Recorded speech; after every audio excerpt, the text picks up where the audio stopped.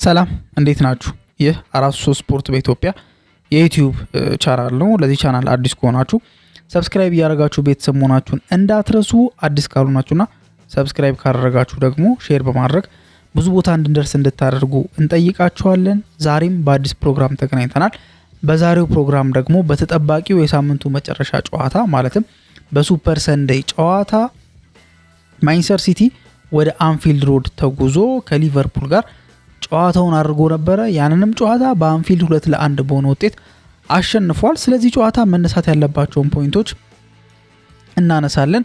ብዙ ድራማዊ ክስተቶች ተፈጥረዋል። ጨዋታው በተለያየ ፌዝ ውስጥ ነው የሚገለጸው። ማለትም ጥሩ ያልሆነ አጀማመር ነበረው፣ ላይክ ከቴምፖ አንጻር ወይ ደግሞ አጠቃላይ ከጨዋታው ፔስ አንጻር ማለት ነው። ከዛ በኋላ እየጋለ የመጣበት መንገድ አለ። ከዛ በኋላ ድራማዊ ክስተቶች ነበር ተፈጥሮ የነበረው። ከዛ በኋላ አነጋጋሪ የሆነ የዳኝነት ውሳኔ አክቹሊ ላይክ ስለ ፔናልቲ ጉዳይ አይደለም እያነሱ ያሉት፣ እሱ ላይም አነጋጋሪ ነው። ብዙ ጊዜ ፔናልቲ ሲሰጥ ወይ የሆነ ዲሳይሲቭ የሆኑ ውሳኔዎች ዳኞች ሲያደርጉ ብዙ ጊዜ ኮንትሮቨርሻል እንደሚሆን ይታወቃል። ግን ያኛው አይደለም ፖይንት፣ ወይ ደግሞ ስለሱ ሳይሆን መጨረሻ ላይ የተቆጠረው ጎል ለምንድን ነው የተሻረው? ላይክ አለመሻር አይችልም ወይ? እስከተቆጠረ ድረስ ለምን እንደዛ ይደረጋል የሚለውንም ነገር በተወሰነ መልኩ ለማንሳት እንሞክራለን። በአጠቃላይ ግን ይሄ ተጠባቂ ጨዋታ ለትንሽ ሲቲ ሊሸነፍ ነበር ይመስል የነበረው። ከዛ በኋላ መልሶ ነበረ ውጤቱ ማግኘት የቻለውና ምናልባት ሲቲ ተሸንፎ ቢሆን ኖሮ ደግሞ ለአርሰናል ምን ማለት እንደነበረ ሁላችንም እናውቃለንና ያንንም እንግዲህ ከጫፍ ነው የተመለሰው ማለት ይቻላል። ማለት ሙሉ በሙሉ ያለውን እድል አሳልፎ መስጠትና ለአርሰናል ከኮንፊደንስም አንጻር ከሂሳባዊ ስሌትም አንጻር የተሻለ እድል የሚሰጥበት፣ ምክንያቱም ወደ 13 ያክል ጨዋታዎች ናቸው የቀሩት። 9 ነጥብ ልዩነት ማለት ትንሽ አይደለም። ምክንያቱም ከግማሽም አልፏል ጨዋታው፣ ወደ 13 ያክል ብቻ ነው የሚቀረው። ትንሽ ጨዋታዎች ብቻ ስለሆነ የሚቀሩት ብዙ ነገር ወይ ደግሞ የተለዩ ነገሮች አፕን ያደርጋሉ ተብሎ አይጠበቅም። ኦፍ ኮርስ 13 ጨዋታ ብዙ ነው፣ ለ9 ነጥብ በጣም ብዙ ነው። ግን ደግሞ ላይክ ጀስት ከቁጥሩ አንጻር ብቻ ሳይሆን የምንመለከተው አጠቃላይ ከሎጂኩ አንጻር ምን አይነት ቡድን ነው ሲቲ፣ ምን አይነት ፐርፎርማንስ እያሳየ ነው ሲቲ፣ አርሰናል ምን አይነት ቡድን ነው፣ ምን አይነት ፐርፎርማንስ እያሳየ ነው የሚሉትን ነገሮች አንድ ላይ አድርገን ስንመለከተው ግን ነገርየው እየራቀ የሚመጣበት አጋጣሚ ነበረ። ስለዚህ ጨዋታ መነሳት ያለባቸውን ፖይንቶች እናነሳለን። ከእናንተ የሚጠበቀው ታዲያ እስከ ፕሮግራሙ መጨረሻ ድረስ አብሮ መቆየት ነው። ለዛም ደግሞ ጋብዘናቸዋል።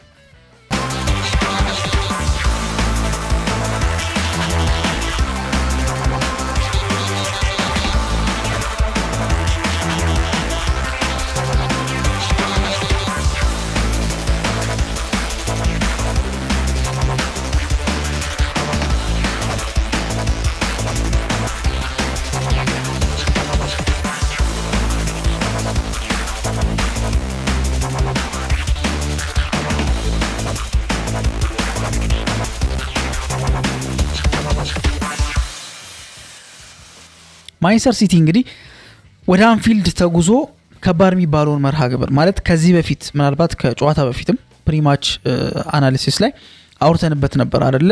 ምን ያህል በጉጉት የሚጠበቅ ጨዋታ እንደነበረ የዛሬን ያርገውና ለዋንጫ የሚፎካከሩ ሁለት ቡድኖች ነበሩ። ሁለት ለዋንጫ እየተፎካከሩ የነበሩ ትልልቅ አሰልጣኞች፣ የተለያየ አይነት ፊሎሶፊ የነበራቸው ነበር። አሁን ግን ያ አይደለም ያለው። ሁለቱም የየራሳቸው ስትረግል አላቸው። አርነ ስሎት የራሱ የሆነ ስትረግል አለው። ፔፕ ጋርዲዮላም ደግሞ የራሱ የሆነ ስትረግል አለው። ሁለቱም የየራሳቸው ስትረግል አላቸው። ግን አንድ የሚያደርጋቸው ወይ ደግሞ ሴም የሚያደርጋቸው ነገር ምንድነው? አቺቭ ማድረግ የሚፈልጉት ነገር አለ። ጨዋታውን ከተመለከታችሁት ሁለቱም አቻን አይፈልጉም ነበር።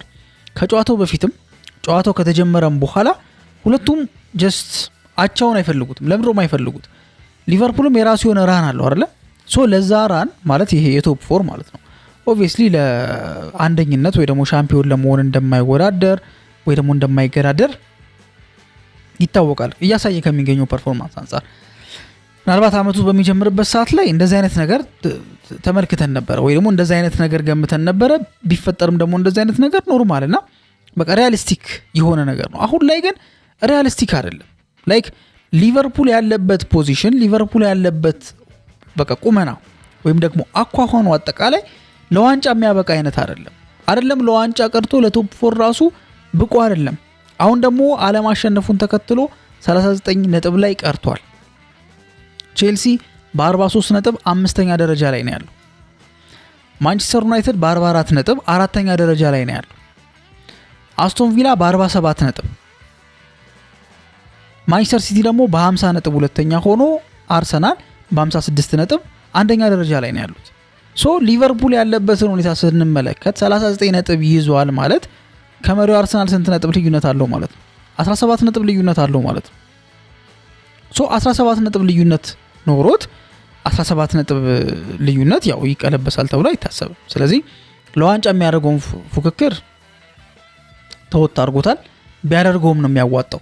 ግን ለቶፕ 4 ግን ስቲል እየተፎካከረ ነው። ስቲል ቻምፒየንስ ሊግ መግባት ይፈልጋል። ስቲል ኤም ያደርጋል ወይ ደግሞ ፍላጎት አለው ወደ ቻምፒየንስ ሊግ ለመግባት፣ ቻምፒየንስ ሊግ ላይ ሻይን ለማድረግ፣ በቻምፒየንስ ሊግ ለመጠቀም አሁንም ስቲል ሐሳብ አለው ወይም ደግሞ ፍላጎት አለው ምናምን ነገር ቢካዝ ስቲል ለቻምፒየንስ ሊግ እድል አለው፣ ቻንስ አለው። እንዳልኳችሁ የነጥብ ልዩነቱ ይሄ በጣም ቡርቅቅ ያለ አይነት እንዳልሆነ ተመልክተናል። በእርግጥ ከቼልሲ በ4 ነጥብ ሆኗል ልዩነቱ፣ ከማንቸስተር ዩናይትድ ጋር ደግሞ በ5 ነጥብ ሆኗል። ገና ነው፣ ስቲል ገና ነው። ብዙ ነገር ሊፈጠር ይችላል። እንደምናስታውሰው አምና ላይ ኖቲንግሃም ፎረስት እስከ የትኛው ሳምንት ድረስ ለቻምፒየንስ ሊግ ስፓት ፌቨራይት እንደነበረ እናስታውሳለን። ከዛ በኋላ በምን ያህል ጨዋታዎች ደግሞ በምን ያህል ፍጥነት ደግሞ ወደታች እንደተንሸራተተም እንደዚሁ የምናውቀው ነገር ነው እና የሚታወቅ ነገር የለም። አሁንም ስቲል ቻንስ አለው።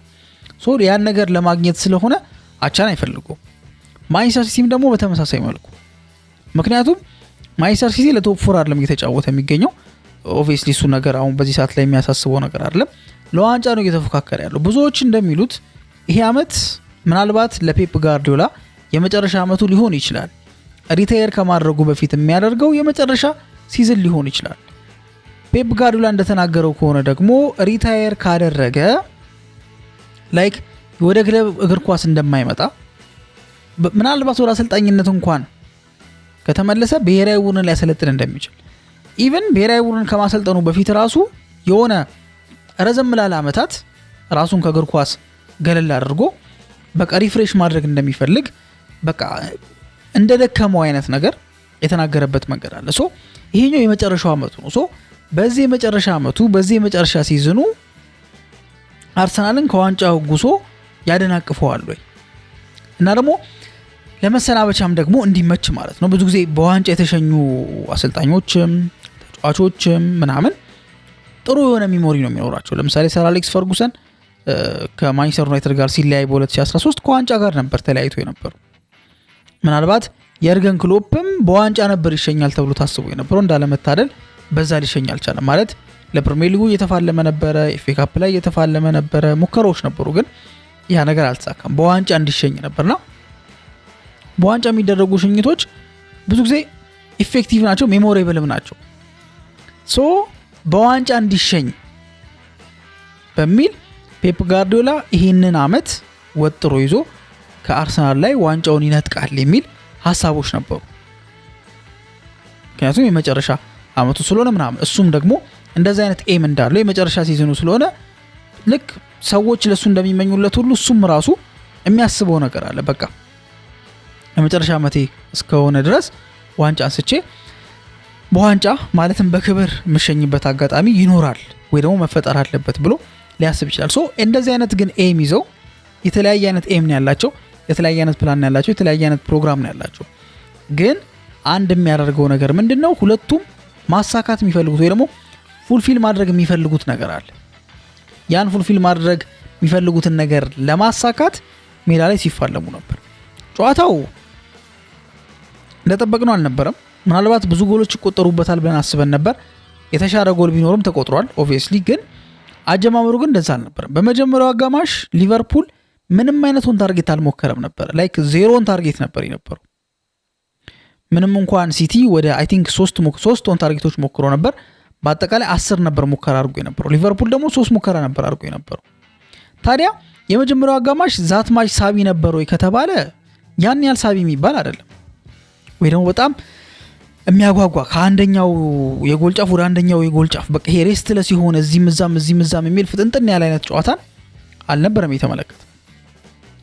ሞሮፍ የሲቲን የበላይነት ነበር የተመለከትነው። ግን የሲቲን የበላይነትንም ግን ስንመለከት ያ የምናውቀውን ሲቲን አይደለም ያየው። በቀላሉ ኳሶችን ይስታሉ። ኢቨን ኤርሊንግ ብራውት ሃላንድ ራሱ ሳይቀር ኳሶችን የሚስትበት መንገድ ለምን ሳታ አይደለም መሳቱ ኖርማል ነገር ነው። ግን የሚስትበት መንገድ ዘዌይ ግን ወዩ ግን ኤርሊንግ ሃላንድን የሚገልጽ አይነት አይደለም፣ ወይ ደግሞ ለኤርሊንግ ሃላንድ ጥሩ የሚባል አይነት አይደለም ወዩ ማለት ነው። ላይክ መሳት ያለ ነው እንዳልኳችሁ የሚያጋጥም ነገር ነው። ግን የሳተበት መንገድ ግን ትክክል አልነበረም እና እሱ ላይ ራሱ ወቀሶች ነበሩ። ወደ 2 ያክለውን ታርጌቶች ሞክሮ ሁለቱም ሊቆጠሩ አልቻሉም። ኦማር ማርሙሽም እንደዛው ኢቨን ከበረኛ ጋር እንኳን ተገናኝቶ የሳተበት መንገድ ነበር። ኦፍ ኮርስ ኦፍሳይድ ነው ተብሎ ነበር፣ ግን ኦፍሳይድ ባይሆንም ኖሮ ግን ኦልሞስት ቶታል። ስለዚህ እሱም ጥሩ አልነበረም እንቅስቃሴው፣ ነሴሜኒዮም እንቅስቃሴያቸው ብቻ ወደ ጎል ለመድረስ አልወዘኑም ነበር። ወደ ጎል በደንብ አድርጎ ይደርሳሉ፣ ጽድት አድርጎ ይደርሳሉ። ግን ጎል ጋር ደርሰው ግን የሚያደርጓቸው ነገሮች፣ የሚወስኗቸው ውሳኔዎች በጣም ጥሩ ያልሆኑ ውሳኔዎች ነበሩ። የመጀመሪያው አጋማሽ በእንደዚህ አይነት መልኩ ላይ ጥሩ ባልሆኑ ውሳኔዎች ተሞልቶ ወይ ደግሞ ታጅቦ የመጀመሪያው አጋማሽ ተጠናቀቀ።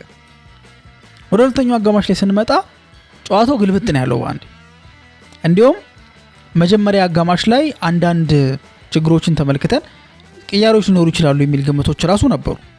ጥሩ ሲጫወቱ ያልነበሩ ተጫዋቾች ለምሳሌ አይት ኑሪን በማንቀሳቀስ ምናልባት ኦራይልን ወደኋላ ሊመልሰው የሚችልበት አጋጣሚ ይኖራል ተብሎ ታስቦ ነበረ። ኦማር ማርሙሽ ጥሩ እየተጫወተ ነው ብሎ በድፍረት መናገር ያስቸግራል። ስለዚህ በሱ ቦታ ሌላ ተጫዋች ሊገባ ይችላል።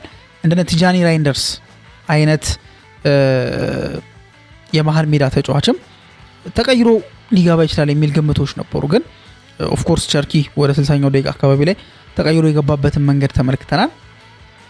ግን ደግሞ ሲቲ በጣም ሲቸገር ነበር። ሊቨርፑል ተገልብጦ ሙሉ በሚባል ደረጃ ኳሱን ራሳቸው ይዘውት ወደ 70% ፖሴሽን ይዘው ከዛ ወለ ጎል ሙከራ የሚበልጡት እነሱ ናቸው። የመጀመሪያው የኦን ታርጌትም ለመሞከር ዶሚኒክ ዞቦዝ ላይ ነበር የሞከረው 51ኛው ደቂቃ ላይ ነበር ማለትም ጀምሮ ሁለተኛው አጋማሽ ጀምሮ 6ኛው ደቂቃ ላይ ማለት ነውና በዛ ደቂቃ ላይ የመጀመሪያውን ኦን ታርጌት ሞከረ። ከዛ እያለ ሊቨርፑል በጣም እያስጨነቀ ነበር በጣም ማለት ነው። ሲቲዎች በአንጻሩ ደግሞ ምን እንደሚያደርጉ ግራ ገብቷቸው ነበረ። በቃ ጥሩ አልነበሩም። ሁለተኛው የመጀመሪያው አጋማሽ ላይ የመሞከር ጥሩነት ነበራቸው ወይ ደግሞ በመሞከር አሪፍ ነበሩ የመጀመሪያው አጋማሽ ላይ ሲቲዎች። ግን በመሞከር አሪፍ ናቸው ማለት ግን ኢፌክቲቭ ነው ወይ ደግሞ ሰክሰስፉል የሆነ ሙከራዎች ነበሩ ብሎ ግን በድፍረት መናገር ያስቸግራል ብዬ አስባለሁ። ምክንያቱም እንደዛ አይደለም፣ እንደዛ የሚታይ አይነት ወይ ደግሞ እንደዛ ሊወሰድ የሚችል አይነት እንዳልሆነ ይታወቃል። ሶ በእንደዚህ አይነት መልኩ የማይወሰድ ከሆነ ወይ ደግሞ እንደዛ አድርገን የምንወስደው አይነት ካልሆነ በመጀመሪያው አጋማሽ ጥሩ ነው ግን ጥሩ አይደለም ብለን እንድናወራ ያደርገናል።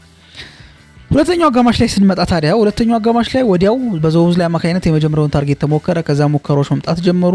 ሊቨርፑል ሙሉ በሙሉ በቃ አብሶሉት ዶሚናንስ ነበር አሳይቶ የነበረው። በቃ እያንዳንዷ የሜዳ ክፍል ላይ ሊቨርፑል እያሸነፈ ነበር። 1v1 ሊሆን ይችላል፣ ኤሪያል ዱዌሎች፣ ግራውንድ ዱዌል ሊሆን ይችላል። እያንዳንዱ መንገድ በድሪብሊንግ ምናምን ኢቭን እነ ፍሎሪያን ቪርዝ ራሱ መነቃቃት ጀመሩ።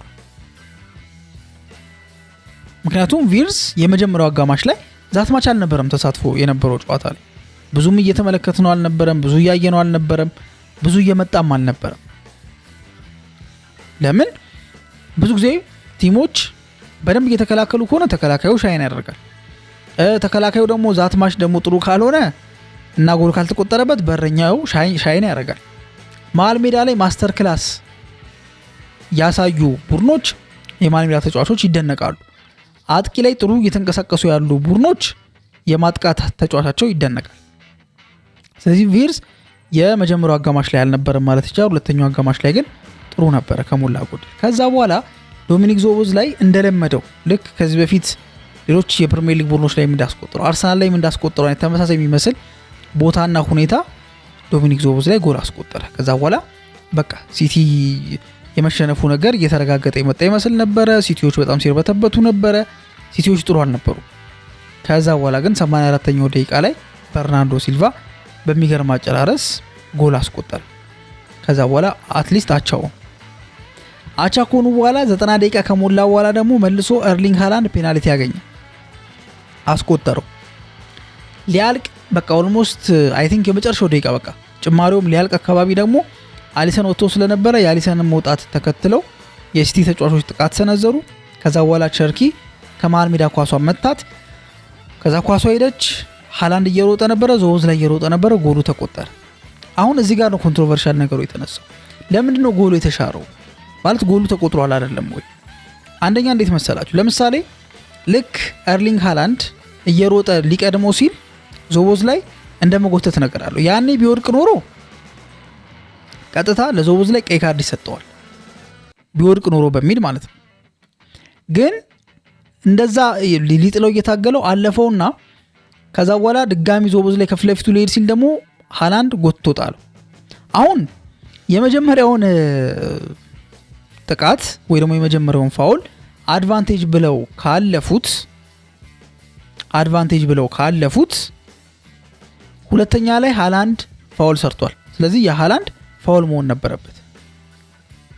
ስለዚህ የመጀመሪያውን ግን አልፈው ፋውል ብሎ ለነዛ ከመስጠት ይልቅ ግልጽ የሆነ ጎል የማግባት እድልን አበላሽቷል በሚል ለዞቦዝ ላይ ቀይ ካርድ ተሰጠው ማለት ነው። የቀይ ካርዱ ታሪክ ወይ ደግሞ ከጀርባ ያለው ሁኔታ ይሄን ነው የሚመስለው። በአጠቃላይ ግን ሲቲ በእነዚህ አይነት ድራማዊ በሆነ መልኩ 2-1 በሆነ ውጤት 3-1 ነበር ሊሆን የነበረው 2-1 በሆነ ውጤት አሸንፏል። የደረጃ ሰንጠረዡንም ያው አስጠብቋል። ግን ደግሞ የነጥብ ልዩነቱን ስቲል በ6 እንዲሆን አድርጓል። ቀጣይ ደግሞ ምን አይነት ነገሮች እንመለከታለን የሚለው ነገር በውጉት እንድንጠብቀው ያደርገናል ብዬ አስባለሁ። እስካሁን ድረስ ስለተከታተላችሁን እናመሰግናለን። ያላችሁን ሀሳብ ሁሉ ነገር ኮሜንት ላይ ማስቀመጥ ትችላላችሁ። አዲስ ከሆናችሁ ደግሞ ሰብስክራይብ ማድረግ እንዳይረሳ። በቀጣይ ፕሮግራም እስከምንገናኝ ድረስ መልካም ጊዜ ይሆንላችሁ።